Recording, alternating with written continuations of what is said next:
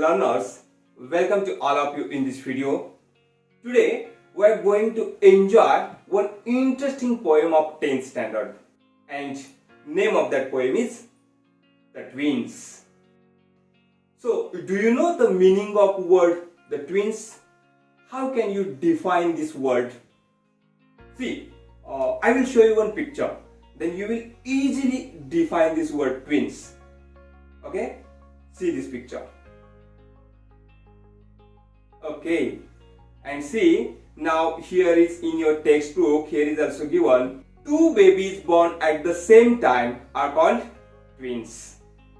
So before enjoy this poem, let's see warming up activity first, because you know very well that warming up activities are very important to learn that content better. So let's see first warming up activity. Here is your warming up activity. Okay, now here is given one another word, that is triplets. So see this picture and define this word triplets. Yes, you are right. Triplets means three babies born at the same time are called triplets. Okay, now here is given one another word, that is quadruplets. Again see this picture. Yes, quadruplets means four babies born at the same time are called quadruplets. Another word, quintuplets. See this picture. So five babies are born at the same time are called quintuplets. Very interesting it is. Okay, and under the chit chat activity, here is asked another one question. See this question on your screen. And for that, I have taken interview of one twins. So what they said, let's see here. I eat sweets and blame to him. Beat friends and blame to him. Okay, dear students, now see, another question is given here about collocations. So what is mean by collocations? That will explain my dear colleague Mr. Sagar Jagtap. What is collocation? The definition of collocation.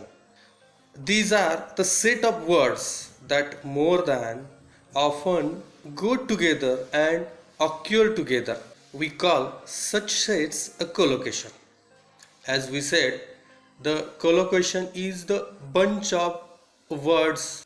Cup and saucer, needle and thread, birds and beasts, hide and seek.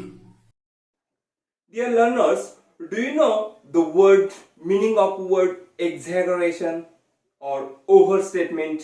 Because this is our next activity. And this exaggeration and overstatement often causes humor. Let's take an example. See, sea is as thin as paint.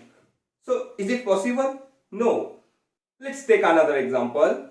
He has a pea-sized brain. So it is not possible that brain has pea-sized, but it is overstatement and it is exaggeration. And these types of statements, when we use and when poets use in poem, then we can call it hyperbole, and it is one figure of speech. Keep in mind, in this poem there is one figure of speech, that is hyperbole, and fill in the blanks and complete these all sentences. And let's start our poem. In form and feature, face and limb, I grew so like my brother, that folks got taking from me and each for one another. The narrator was one of the pair of twins, and right from birth, he and his brother were similar in form and feature, face and limb. Okay, so form and feature. Okay, so what is mean by form and feature? See on your screen. So form and feature means just appearance and structure. Face and limb means all body parts. The folks got taking me for him and each for one another. Here, taking means, it means mistaking. So, the resemblance was so close that people began mistaking one for the other. It puzzled all our kith and kin. Kith and kin means relatives. So, it puzzled all our kith and kin, reached a fearful pitch, for one of us was born a twin, yet not a soul knew which. So, all relatives and friends were confused, puzzled, and at time the confusion reached a very high level. It was certain that one of them was born a twin, but no one knew for sure which of them was it. One day, to make the matter worse, before our names were fixed, as we were being washed by nurse, we got completely mixed. And thus, you see, by fate's decree, or rather nurse whim, my brother John got christened me and I got christened. So one day what happened? Just before their christening means what? Meaning of word Christian, naming ceremony. So while naming ceremony, that nurses were being washed by, we were being washed by nurse and got interchanged. And thus it was either due to the nurse mistake or because of destiny's decision. The narrator is saying that my brother got named John instead for me, and narrator got named instead for his brother. Next stanza.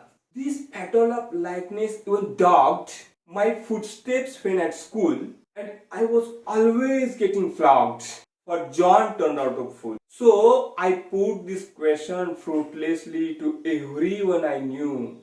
And what is that question? What would you do if you were me to prove that you were you? So the narrator says here the likeness had very bad and serious effects and followed to like shadow all their lives.